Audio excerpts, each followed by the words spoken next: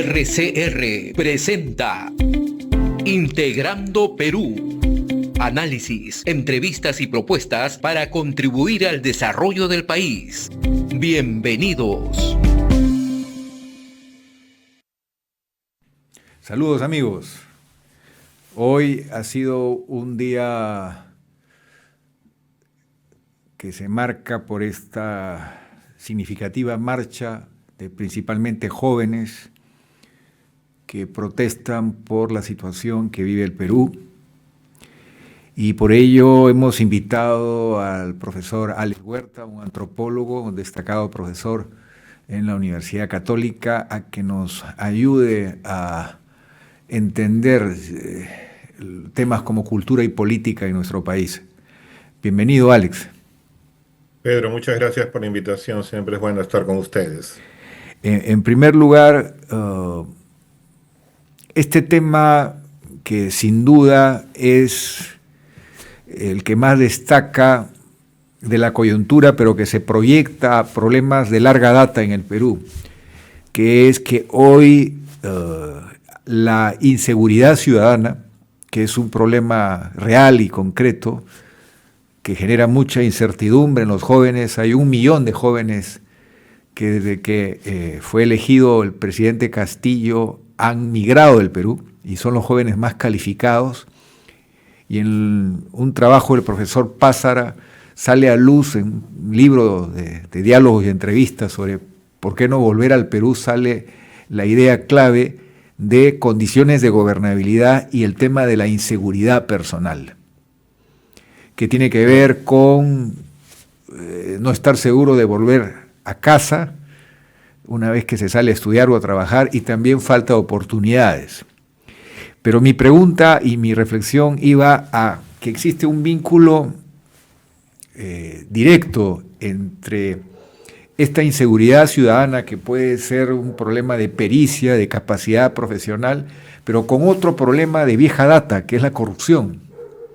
Es decir, si uno analiza 9 leyes que se han dado para relajar el sistema jurídico penal que persigue el delito, que han debilitado aún más la capacidad del Estado de responder ante formas agresivas y violentas de criminalidad, como las extorsiones, que hoy están golpeando a pequeños comerciantes, a los transportistas. Es un tema realmente que es cuestionado por los jóvenes. Los jóvenes dicen, no queremos maquillaje, queremos un cambio real. ¿Cuál es tu primer comentario? Bueno, evidentemente estamos en una época de protesta, pero yo creo que lo que marca culturalmente esta época es la incertidumbre, lo cual me parece injusto para los jóvenes, como siempre es, ¿no? O sea, no tener claro cuáles son las posibilidades laborales, ni tener claro si el día de mañana existirá debido a la violencia. Tampoco tener claro cómo va a ser gobernado el Perú debido también a la mediocridad de la clase política. Entonces yo creo que se marca mucho por este estado de incertidumbre que realmente ha marcado la historia del Perú. Siempre ha marcado la historia del Perú esta idea de crisis política, crisis económica, ambigüedad en los mensajes y una clara separación entre el Estado y la población. Es decir, lo que más ha unido a los peruanos es estar en contra del Estado y no a favor del Estado. Eso es lo primero que puedo decir. Lo segundo, que la corrupción se ha hecho mucho más evidente desde hace 30 años. No es que antes no haya existido. Desde la colonia se evidencia que al ser nosotros parte de un virreinato, estando la capital, digamos, de la colonia aquí y al mismo tiempo España tan lejos, eso permitía un montón de qué sé yo, irregularidades legales y económicas. Entonces, tenemos una historia colonial de corrupción, al mismo tiempo una primera historia republicana casi no de democracia, con mayormente golpes de Estado y caudillismo militar. Entonces, es un país que se ha convertido también en un botín para aquellos que llegan al poder. Es decir, se llega al poder y se descubre que hay una estructura corrupta que uno tiene que asumir. Parece que esa es la regla. Entonces, yo creo que los jóvenes están encontrando que los llamados padres de la patria, los que debieran dar el ejemplo, o en todo caso los que gobiernan y se supone son los más capaces, están contradiciendo todo aquello por lo cual los jóvenes fueron educados a ser honestos, honrados y trabajadores. Esa contradicción genera, pues, qué sé yo, una incertidumbre y también una amargura. Porque uno puede ver, ahora gracias a los medios de comunicación como ustedes, cómo paulatinamente el Estado está gobernado por gente que realmente está robando o está haciendo leyes a su favor, y cómo buscan reelegirse y cómo buscan acumular poder, y cómo en realidad el orden presidencial ha estado debilitado por un Congreso que ha tenido mucha carta blanca. ¿Cómo se sentirá un joven? ¿Cómo se sentirá un joven que lo educamos en la escuela para que sea honesto, que no se copie, que no sea delincuencial en general? ¿Cómo se sentirá al ver que aquellos que tienen los más altos puestos están haciendo exactamente lo contrario a lo que fueron educados? ¿Cuál Au- sería el sentido? Ahora me decía un amigo, colega que es profesor de historia, me decía, no es raro que en el Perú se hayan dado lavadas de cara. Yo decía, ¿a qué te refieres con eso? Me decía, por ejemplo, salvando las diferencias, porque son grandes, evidentemente en cada época y los líderes de cada momento, pero me decían, por ejemplo, el gobierno de Piérola. El gobierno de Piérola fue un gobierno de arrastre popular, pero el segundo gobierno fue radicalmente diferente al presidente de la guerra, que prácticamente fue un presidente que nos hizo improvisar una defensa de Lima y no hacerle caso a los especialistas en temas militares y de defensa de una ciudad que estaba a punto de ser invadida, y cómo una persona que hizo que fuera un caos, un manejo totalmente equivocado de la defensa de Lima, los reductos no articulados, que la mitad de la tropa nunca interviniera, que se quedaran sin munición los que defendían Lima, que era paradójicamente la mezcla del blanquito, del hombre andino, era el Perú que se fusionaba en defensa de una nación, con la excepción del caso de los colíes, de los migrantes chinos que estaban en una condición de explotación y que ayudaron al ejército invasor. Pero Piérola era visto evidentemente como uno de los responsables de una derrota total, como luego, por un acto de insurrección, le gana a Cáceres y termina gobernando, poniendo para la época en orden las finanzas y haciendo que el Perú empiece a crecer y empiece a generar una suerte de mínimas condiciones de gobernabilidad. La pregunta ¿es propio en nuestra historia que políticos que han hecho muchas cosas con una mano o deshagan muchas cosas con una mano las pretendan rehacer con la otra? Es decir, ¿hasta dónde llega esta lavada de cara o es solamente un aprovechamiento maquiavélico para recuperar una legitimidad que han perdido?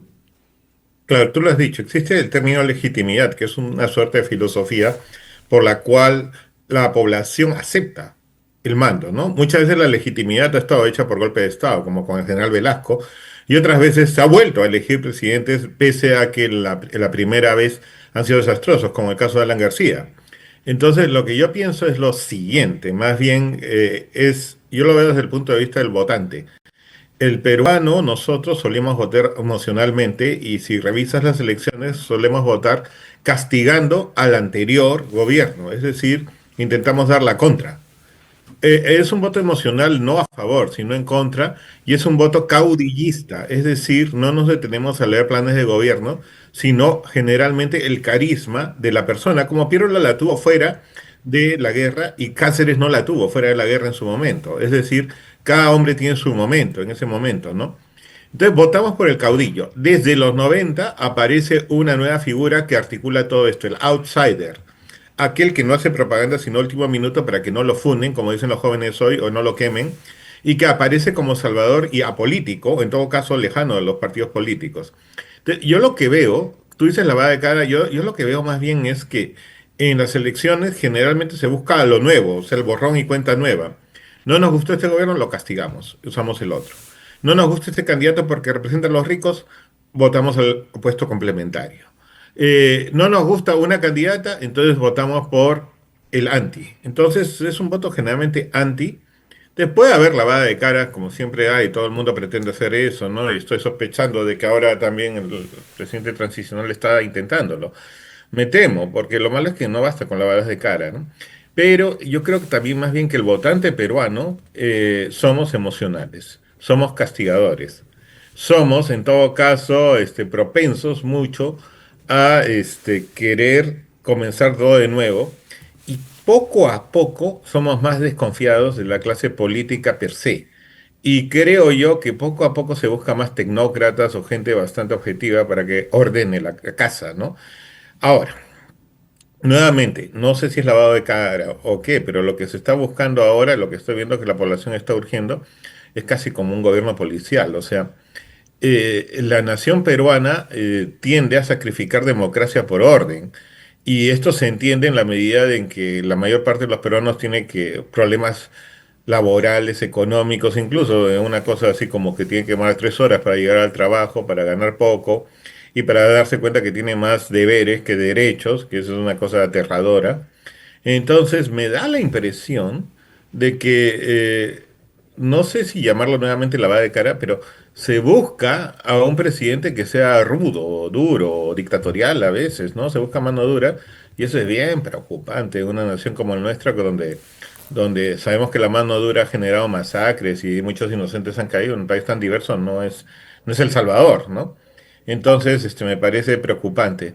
Hay esa tendencia a intentar lavar la cara, pero yo la llamo populismo. Es decir, repartir caramelos, repartir gollerías, tener discursos amplios o decir yo me identifico con el pueblo porque soy pobre y deben elegirme por eso. No sabría nuevamente si decirte si es una lavada de cara. Lo que yo sí sé es que es una lucha por votos. Pero hay un tema interesante. La existencia de una señora Dina, con todas sus limitaciones y características, le daba cierta protección al Congreso en el sentido de que finalmente era alguien ajeno al que se le podía exigir cuenta de toda la suma de sus errores. En este momento, Títere, yo diría. o títere, pero un títere que no era parte de el Congreso mismo. Ok. Y una vez que se levanta el candado, o mejor dicho, se gana el candado por el cual ya convocadas las elecciones no hay posibilidad de cerrar el Congreso, todos los comentaristas dicen ya era prescindible, pero no se preocuparon del otro ángulo. ¿Cuál es el otro ángulo? El Congreso se vuelve el centro del poder, sin ningún tipo de protección artificial o personaje títere. Entonces, Claro, o sea, ese es el problema. Yo diría que la historia continúa, ¿no? a eso La vida iba. sigue igual como la canción de Julio Iglesias. O sea, Entonces eso es lo que... estamos frente a un escenario por el cual ya la población le va a pedir cuenta a este Congreso directamente, porque les va a decir, ustedes están gobernando. Y, por ejemplo, haciendo un análisis con lupa de la conformación del gabinete, donde parece que no ha sido fácil conseguir a las personas para asumir los ministerios, me decían que cada grupo político ha tenido algún nivel de influencia en las decisiones y, por ejemplo, energía y minas. El ministro actual ha sido asesor principal de un ministro del gobierno de Castillo. O sea, todo el mundo presume que ya hay un enfoque muy parecido a la gestión de Castillo en energía y minas. Entonces ahí vienen dos temas preocupantes. Un tema es el orden fiscal, que se puede ver dañado por la forma como se está solucionando el problema de Petroperú, y por otro lado, la minería ilegal, que es un problema muy serio que está poniendo en jaque la gobernabilidad del país. Si es que sale a luz que esa es la posición del nuevo ministro, coherente con su pasado y su vinculación, estaríamos hablando de otro problema político, que es Espero que te equivoques. que esta mezcla y esta amalgama no es sostenible en el tiempo. Bueno, ha sido sostenible, lamentablemente, como un cáncer, ¿no? O sea, la minería ilegal se podría entender como una base que no ha sido detenida a tiempo y caso contrario, se ha ido reproduciendo y que se ha hecho evidente que hay intereses, congresales ahí, desde mantener la minería informal, promover indirectamente la minería ilegal y basarse también en la demanda internacional que puede haber del oro, lo cual también es preocupante. Ahora bien, creo que esa ilegalidad minera ha generado todo un cuadro de mafia tan fuerte que de una u otra forma también se expande hacia el negocio de extorsiones porque es una manera de captar fondos para conseguir también minería ilegal. Entonces podríamos decir que hay elementos interrelacionados en este tipo de anomia, que es falta de leyes, en general peruanas. Entonces la minería ilegal aparece pues como un problema muy base para que después también puedan aparecer otros medios ilegales de conseguir dinero, ahora de marca mayor como es la extorsión, ¿no? Si tú dices de que puede darse esta continuidad, sí es preocupante porque estamos hablando de una ecuación que puede parecer invisible para muchos ciudadanos, pero que en el fondo está en la base de nuestro sufrimiento. Ahora bien, quisiera decir unas cosas importantes también que tenemos que ver, que no deberíamos pensar que estamos solos en el mundo en esto. O sea, la minería ilegal tampoco existiría tanto así si los países compradores de oro o los países que reciben estas ganancias fueran conscientes de que no deben comprar por más barato que sea al minero ilegal, así como el narcotráfico podría encontrar un par si los jóvenes europeos o americanos dejaran de consumir droga, ¿no? Entonces, nosotros somos parte de una articulación de toda una situación del mundo, pero como somos la cola de la situación, a veces creo que no la sentimos, pero sería bueno ya comenzar a trabajar al Perú no como un ente aislado, sino como articulado, ¿no? Como Pero con... un profesor de Harvard nos decía, algunos profesores que fuimos a un curso, nos decía, América Latina tiene que reducir a la mitad el impacto de la corrupción en sus sociedades. Y con eso va a alcanzar un nivel competitivo en el mundo, porque la corrupción no desaparece, pero sí podemos saber enfrentar a ese monstruo grande que pisa fuerte, frenándolo. Y se traga toda la pobre inocencia de la gente. Entonces, Ah, pero el concepto que me parece importante es precisamente sobre la minería ilegal, es que atenta directamente contra la capacidad de recaudación. No es posible que teniendo el oro ese precio más mayor a $4,000 la onza, es un precio nunca antes visto en la historia del mundo moderno. Y de otro lado tenemos país de piratas, es decir, donde trata de personas, daño serio al medio ambiente, todo lo que es los principios y valores esenciales que promueven las religiones, empezando con la fe católica y otras, los valores que hasta el propio Maquiavelo reconoce que hay unas reglas esenciales que son utilizadas, sí, pero que no pueden ser borradas completamente de una sociedad. Estamos frente a un escenario muy complicado porque se revela, se desnuda un pacto político que no es sostenible. no, pero o sea, lo que yo pienso es que también estamos imbuidos en una cultura de la corrupción que, o sea, que tiene una historia, ¿no? Tiene la historia de que la ley peruana ha sido desbordada desde los 80, ¿no? Con lo que Matos Mar llamaba desborde popular, es decir, el Estado había ideado leyes copiadas de Europa y tenía unas leyes hechas desde Lima, ¿no? Entonces la ola migratoria generó, pues, un desborde y la informalidad fue, digamos así, una tabla de salvación. Si no hubiera existido como tal, la violencia política hubiera sido mayor o en todo caso mucha gente se hubiera muerto de hambre. Entonces aceptamos la informalidad como parte de nuestra estructura, pero al final esa informalidad ya es parte nuestra y 70% de los peruanos no pagan impuestos. Cual si fuera poco, esta informalidad ya dejó de ser contra el Estado y el Estado pasó a ser informal, es decir, los congresistas que tenemos, piratas de tesis, que no tienen título, roban mismos, son come pollo, son muchos salarios, sueldos, ¿no? Entonces, ¿qué sucede?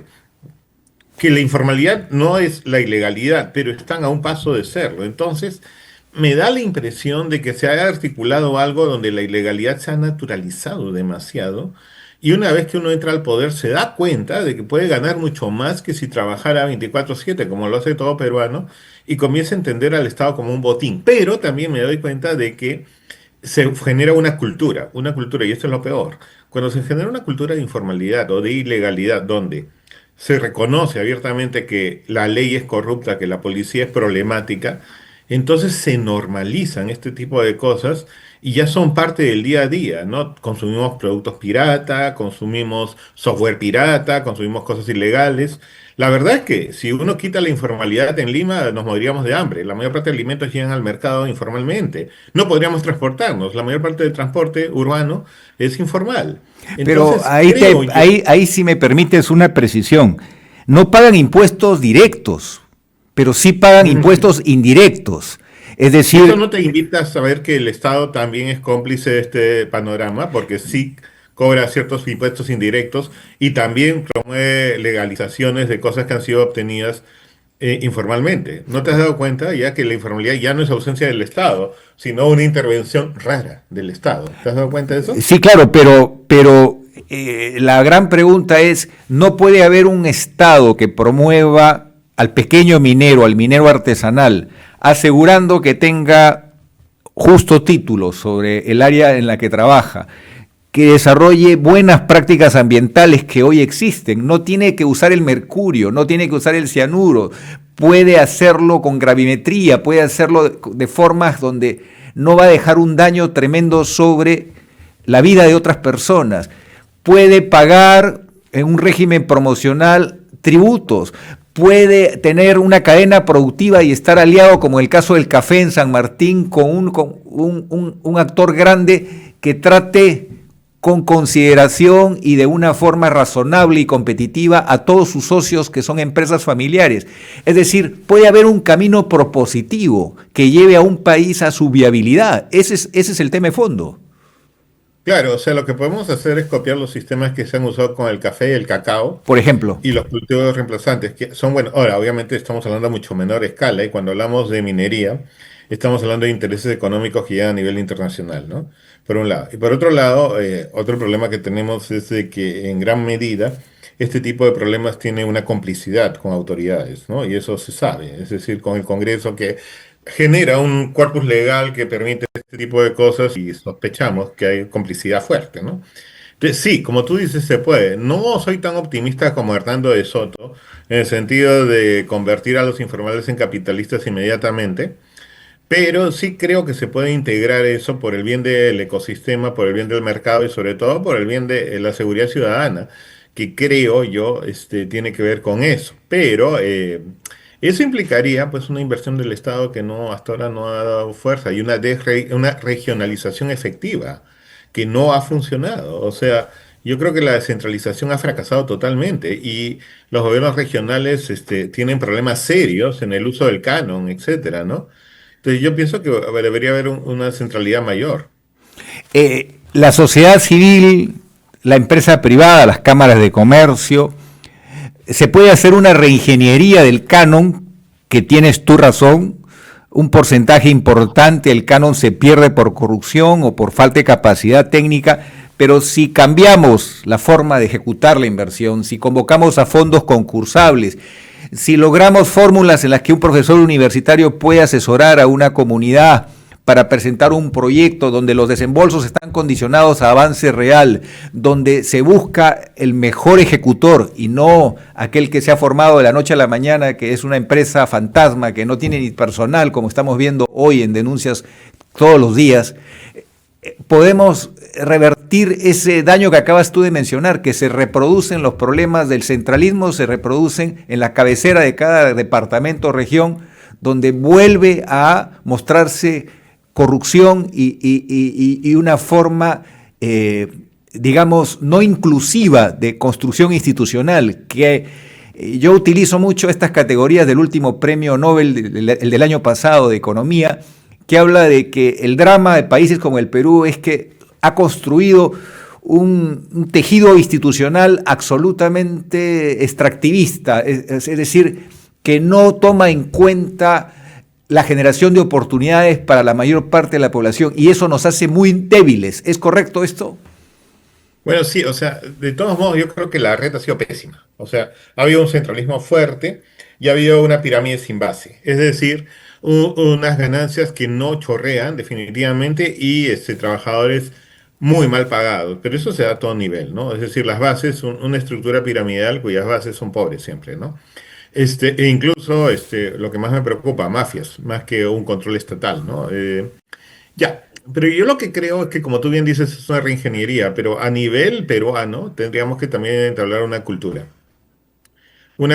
de comunitaria, que lamentablemente la hemos perdido. ¿Entiendes? O sea, hay ahora más bien una lucha por el interés propio y por la ganancia propia, y por el nepotismo y por la idea de acceder al poder y por lo tanto cubrir favores, este tipo de clientelismo que se ha puesto de moda desde los 90, ¿no? Mi opinión es que estaría bien, pero necesitaríamos un Estado más fuerte, pero fuerte no en el sentido de represor, fuerte en el sentido de presente. Pero te Presente. hago un comentario a lo que estás diciendo. Uno de los expedientes de Reinfo, dentro de las limitaciones de un Reinfo que no utilizó el catastro satelital, que no ha dado títulos con seguridad técnica y jurídica, encima de todos esos efectos, las poblaciones de pequeños mineros vinculados al pueblo aymara, por ejemplo, han logrado avanzar en el esquema de formalización, porque ellos culturalmente tienen una estrategia de hacer la unión de la fuerza. Es decir, tienen una facilidad increíble de juntarse todos y lograr superar la barrera del costo del instrumento ambiental para obtener un avance en su legalización. Entonces, son de los que marcan un éxito en programas que han nacido mal diseñados, pero eso te revela que hay valores culturales en esto que es toda la sangre del Perú, que pueden ser tomados en cuenta a la hora de ampliar esa base, generando oportunidades para todos. Bueno, o sea, también, o sea, el sector Aymara, Taquile, es un éxito en cuanto a manejo de la propia comunidad de su propio turismo en el lago Titicaca. Pero, a ver, vamos por partes. Aquí viene el asunto. Los españoles, a diferencia de los colonos ingleses que exterminaron a los nativos indígenas americanos por la conquista del oeste, los dejaron en reservaciones y destruyeron culturas grandiosas como los Sioux, los Pie Grande, los Apache, eh, no hicieron lo mismo acá. Acá nuestra base cultural es andina, no fueron exterminados y son parte de lo que es la cultura peruana. Pero no fueron exterminados curiosamente por el factor minero, porque podían usar la mano de obra en la altura, cosa que no podían hacer los europeos tan fácilmente. Y bueno, tenían Potosí, tenían las minas de mercurio en Huancavelica, etcétera, ¿no? Y no solamente eso, sino que encontraron algo que hasta el día de hoy está, y no está en museos, está en la realidad. Mita Minca Aini, es decir, una organización excelente. Pero, estamos hablando de un tipo de productividad que excede lo que era lo usual. Estamos hablando de producción minera, que ya es masiva, es internacional y que implica capacitación y tecnología, ¿no? Entonces, si bien se puede usar la gran organización que existe, no basta. Lo que hay que usar es un Estado modernizador, un Estado que esté presente y un Estado que ayude a que haya justicia en la distribución y que haya salud y empleabilidad para los trabajadores de la mina y educación para sus hijos, pero por igual, no solamente para un grupo de ingenieros y el resto ahí va. Y que haya un cuidado de lo que es la ecología, porque somos un país que no tiene mucho cuidado en la ecología, no hay una conciencia ecológica y ya tenemos una mala experiencia con la oroya, cuya población, o sea, cuyo centro urbano está totalmente contaminado, ¿no? Entonces, lo que yo pienso es de que obviamente podemos emplear la maravillosa estructura social que preexiste, pero no basta. Y no basta porque la minería es una imposición estatal en muchos casos, una imposición que merece ser negociada de una manera democrática y con consulta previa con la población, porque muchas veces se habla de explotación minera, pero eso acaba con la tierra agrícola. O sea, la explotación minera puede durar 30 años y la explotación agrícola desaparece totalmente, como desaparece el agua y los recursos, ¿no? Entonces, también muchas veces la minería ha sido vista como imposición. Entonces, se tiene que establecer diálogo, el Estado tiene que ser responsable y tiene que intervenir como puente, no como imposición, porque esto es para beneficio de los peruanos, no para algunos peruanos. Pero También para el peruano que tiene una comunidad, vive de la agricultura y se va a ver afectado en ese momento. Entonces, es un problema complejo. Pero es un problema complejo donde el Estado ha estado ausente muchas veces, le ha dado prioridad a la empresa privada o que el minero ilegal ha estado ahí explotando. Entonces, yo creo que habría que hacer ya pues una reestructuración, como tú dices, reingeniería, y también nosotros como peruanos cambiar un poco ese chip, esa mentalidad que tenemos de individualidad, de ganancia individual, etcétera, ¿no? Acuérdate que la educación también es un factor importante que creo que estamos fallando ahí, ¿no? claro, voy a terminar esta entrevista con una pregunta difícil. No me hagas preguntas difíciles, me has hecho preguntas difíciles todo el tiempo. Me gustaría tener respuestas. Te voy a dar Eh, una respuesta difícil si me hace pregunta difícil. la reforma agraria fue una de las reformas más radicales que se han dado en la historia peruana del siglo XX. Pero hay expertos que dicen, en lugar de esa victoria emocional del famoso lema, campesino el patrón no comerá más de tu pobreza, se hubiera dado participación en las utilidades, que sea legalmente válido invertir en educación, en vivienda, que sean socios de un esfuerzo que duró casi 100 años, porque con la Guerra del Pacífico se destruyó toda la zona agroindustrial. Me estoy enfocando específicamente en la costa, donde había productividad, donde había agroindustria, no en la sierra, donde el latifundio era muy improductivo y era el escenario que Arguedas describe lúcidamente. Me refiero a la costa. Si ahí se hubiera cuidado no matar la técnica, la gestión, la capacidad de producir, porque eso toma años de esfuerzo, es un know-how, un conocimiento que se adquiere a través del tiempo. En lugar de hacer que el ejército entre simbólicamente a tomar haciendas que han podido convertirse en ejemplos de cogestión en beneficio de todos los trabajadores. La gran pregunta es que el hombre es el lobo del hombre y el afán de revancha, el afán de venganza, el afán de reivindicatorio nos hace no contemplar reglas esenciales de la economía y ese drama humano de lo que tú llamas el factor emocional sigue siendo un elemento que hace que no seamos capaces de sacar una hoja de ruta de gobernabilidad que nos lleve a vencer el odio con inteligencia y con honestidad. Ok, me has hecho una pregunta difícil, tengo todo el derecho de contestarla también de forma difícil.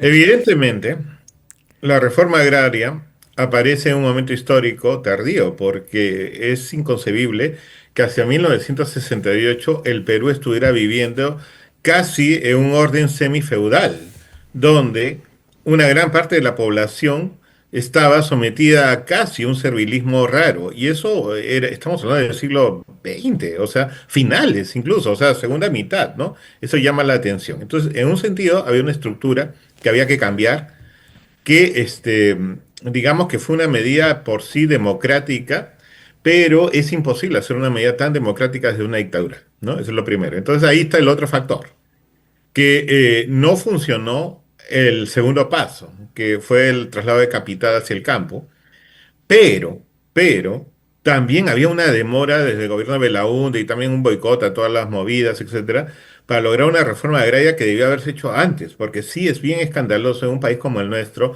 dividido étnicamente, dividido donde los españoles cambiaron la capital de Cusco a Lima, no podía seguir siendo un régimen así. Ahora, tú estás hablando de las haciendas costeñas como Huando, no sé, estoy seguro si te refieres a las del norte, las azucareras, que ya estaban en crisis también, ¿no? Es cierto que económicamente puede no haber sido lo más exitoso del mundo y es cierto que no puedes hacer una modificación de traslado de capital imponiéndolo, porque evidentemente, pues, si yo vivo en la sierra, si recibo capital, no voy a pretender seguir en un sitio que está ahí en crisis, sino por mis hijos voy a buscar migrar hacia la ciudad para ellos, ¿no? Ante un estado tan centralista. Está bien, puede haber tenido algunos problemas, no haber funcionado como tal, las implementaciones no fueron, pero al final, digamos de que sí hubo un elemento que no por ser emocional deja de ser justo, ¿no? de que la mayor parte de la población en ese momento, 60% era rural, estaba viviendo en un estado miserable y no podía sostenerse. Que hubo revanchismo, sí lo hubo. Que hay partidos que todavía quieren ese revanchismo, también lo hubo, es cierto. Pero, también había una ceguera frente a la injusticia social permanente. Volviendo a lo de la emocionalidad la vas a ver siempre en Perú. Hay un ánimo revanchista, hay un ánimo de ampay me salvo, yo no soy como los limeños, yo estoy con el pueblo. Hay un ánimo de voy a votar por el mal menor, o hay un ánimo por roba pero hace obra, o no importa que sea dictadura, etcétera. Sí, somos una suerte de economía emocional fortísima los peruanos, muy agresiva. Tal vez sea el momento de entablar diálogos. El internet no ayuda mucho a eso, por si acaso. Pero creo yo, y siguiendo lo que tú me has preguntado, siempre hay revanchismo, siempre hay ese tipo de cosas, y eso creo que es lo que nos tiene en vilo siempre los peruanos. Alex, tiene que haber otro capítulo y disculpa que te saque de las aulas para que la gente te conozca porque no muchos leen el editorial del Comercio, pero creo que el medio audiovisual sí ayuda a que personas como tú y tus reflexiones puedan llegar a más ciudadanos. Muchas gracias. Gracias, Pedro. Es un honor siempre estar contigo y gracias por todo lo que haces por el Perú. Muchas gracias. Hasta muy pronto. Hemos presentado Integrando Perú. Retornamos en nuestra próxima edición con más entrevistas y el análisis para contribuir al desarrollo de nuestro país.